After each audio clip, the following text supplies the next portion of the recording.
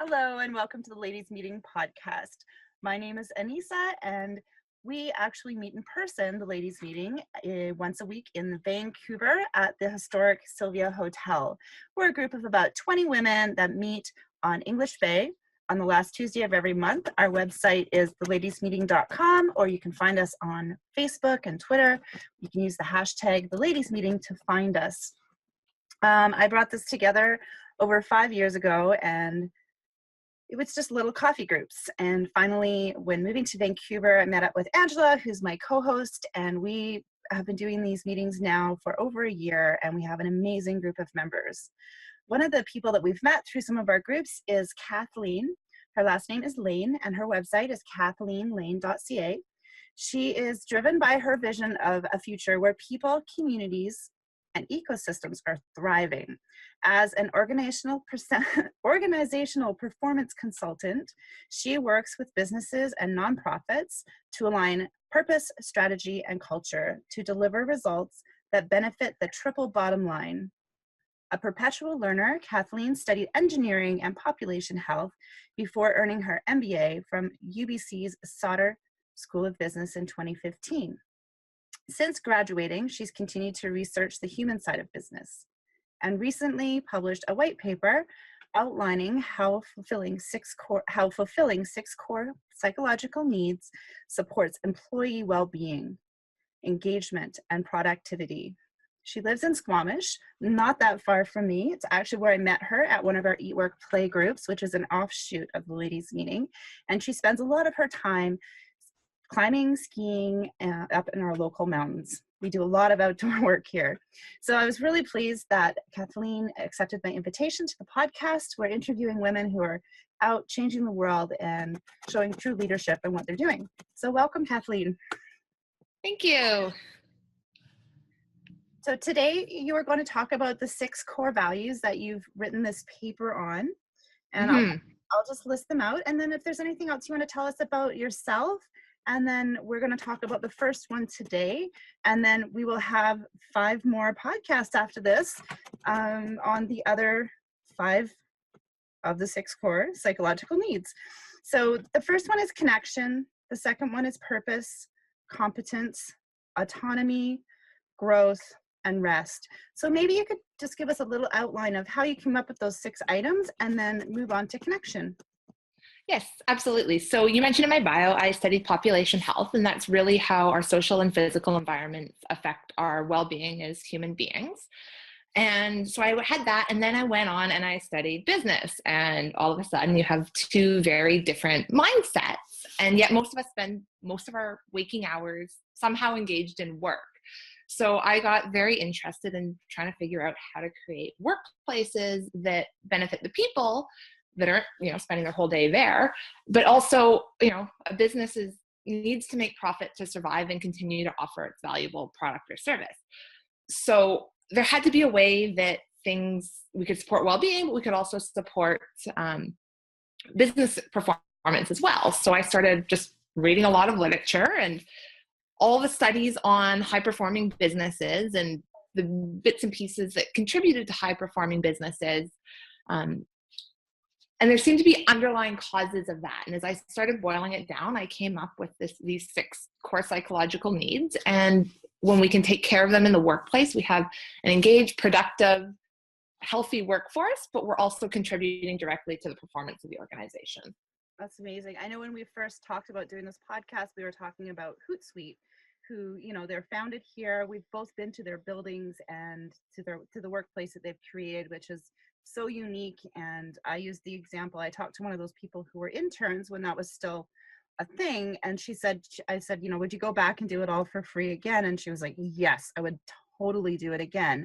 I think that speaks to how important that work-life balance is, and how providing an amazing work experience is going to help you have a employee who's completely engaged like that and wants to be there no matter what. Absolutely. And purpose-driven businesses, like many nonprofits, they're not a business, but they're driven by their purpose or mission, and that's what attracts people to join them as well. So there's so many different pieces that go in. Some organizations are great across the board. I haven't I've been in Hootsuite, but I haven't actually interviewed them in this context, so I can't talk too much on that front. And then there's other organizations that are fantastic at one or two, but maybe could improve on the others. Excellent. So today we were going to talk about social connections and how important they are for our well-being and for the organization's performance, which seems a little bit like a stretch sometimes. So quite simply, as human beings, we're a social species. Having and feeling connected to other people is absolutely critical for our well-being. Researchers are starting to find that having social connections is actually more important for health than things like smoking and obesity. So it's not necessarily our normal paradigm, but really strong evidence leaning that way now. And the other interesting thing about connections is that they're so important that we actually prefer negative interactions to being ignored. So if we think about that really annoying child who's acting out just to get attention, that's a perfect example of it. Oh, that's really interesting. I'm a social media professional, and one of the surprising statistics that I learned is that someone who complains versus someone that compliments online expects a response more than the other person, which I found really interesting. And it's that attention. So, when I was looking at that, I'm like, there's got to be some sort of workplace study that talks about being ignored versus positive and negative interactions. So I pulled up a study by Gallup Group. They do so much workplace. They have so much data. It's incredible. And they did one looking at if you have a supervisor that focuses on your strengths, the chances of being engaged at work are 60%, and the chances of being actively disengaged are 1%. Wow. If you have a supervisor who focuses on your weaknesses, chances of being engaged are 45%, and the chances of being actively disengaged are 22%. And then if we go down to a supervisor who ignores you, the chances of being engaged drop to 2%, and the chances of being actively disengaged go all the way up to 40%. So that's incredible. Like, it's better to talk about the things that aren't going well than it is to just do your thing and not talk about it at all. Well, and then there becomes a lot of wasted time in the workplace as well, and less productivity. Yeah. So, it's like, it's not just, our supervisors naturally have a huge role in the workplace.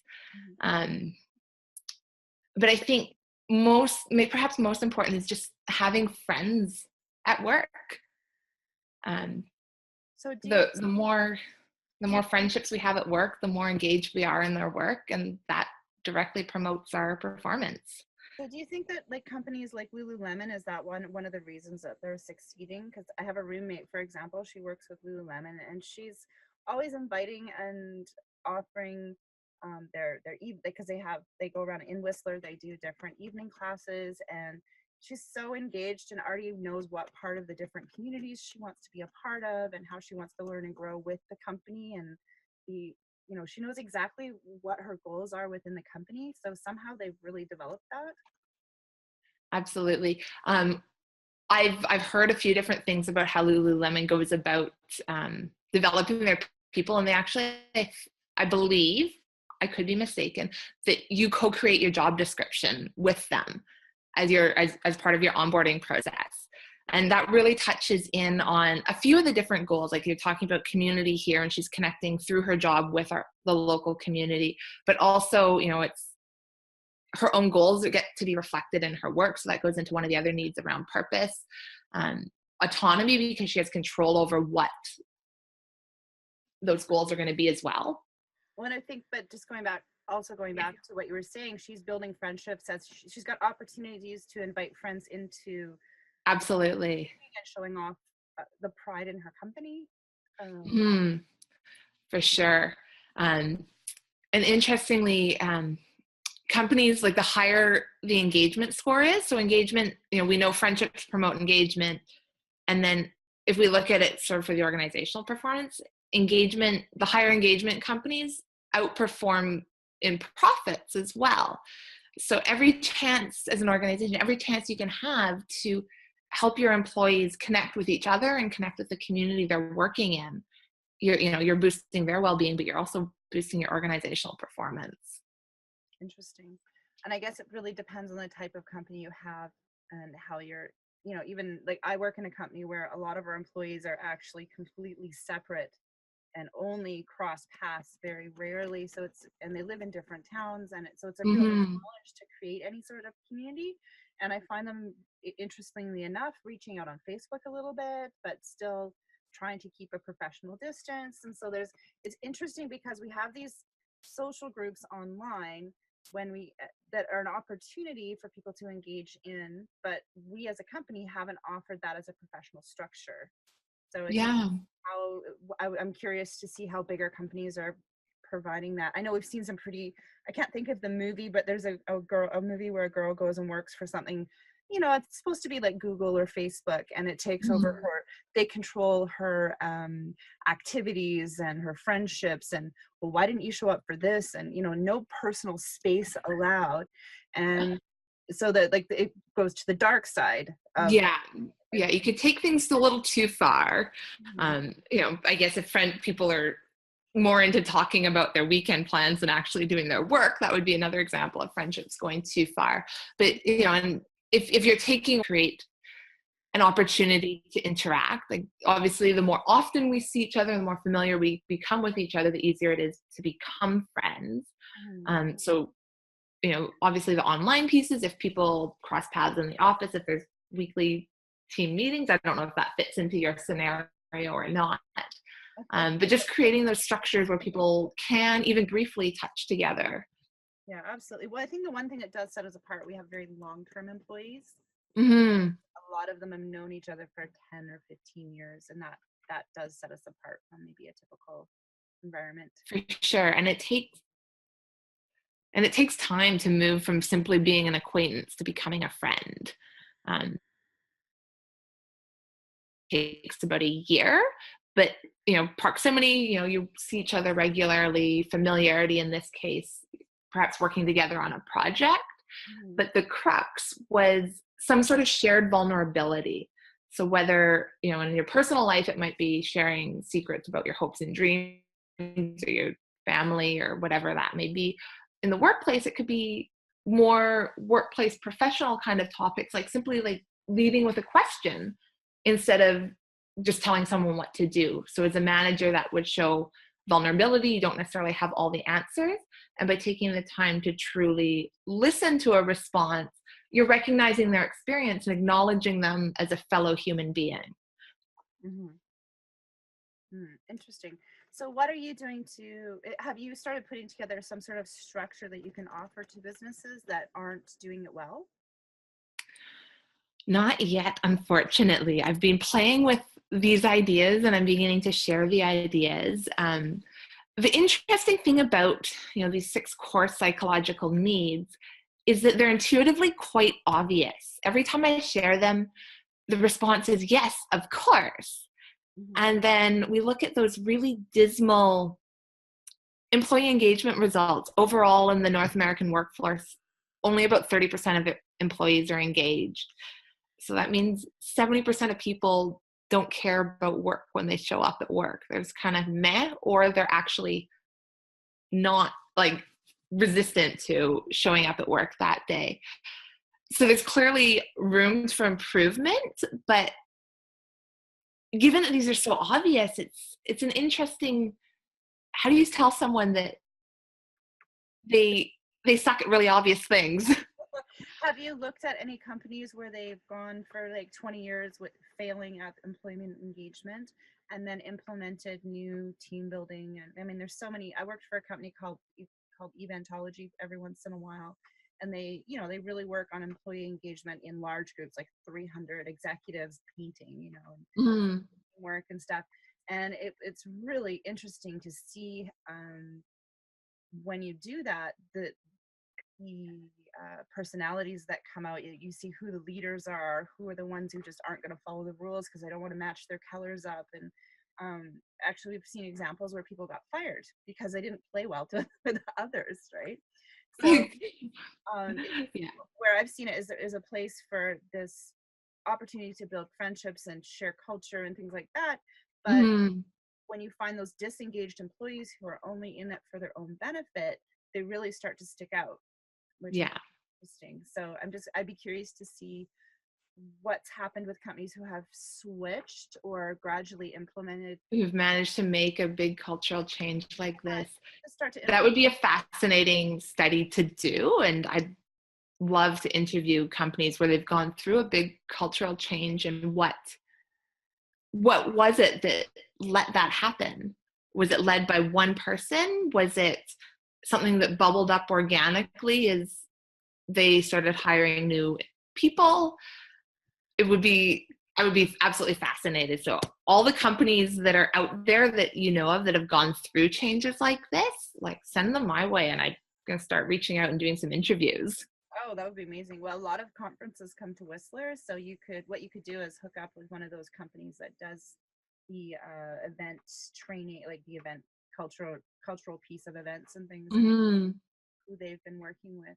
But yeah, that should be really interesting to watch for the future. For so sure. We're at our 20 minutes. Already? I told you could talk about this forever.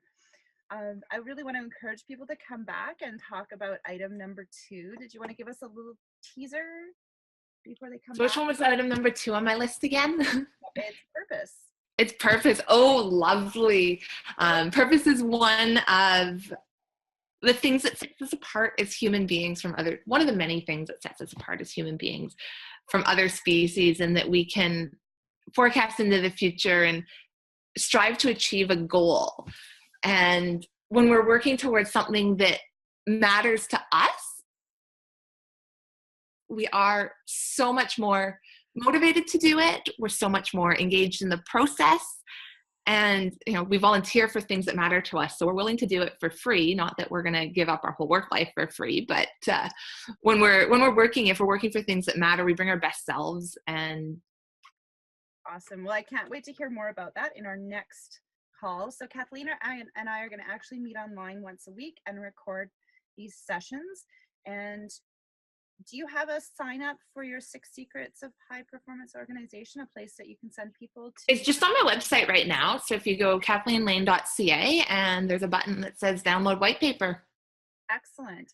And if you want to come out to the ladies meeting and meet us in person, Kathleen isn't there, but she goes to our Eat Work Play group in Squamish quite often. So you can meet us online or in person. And my name is Anyssa with the ladies meeting, and we look forward to seeing you next week. Take care. Bye, Kathleen.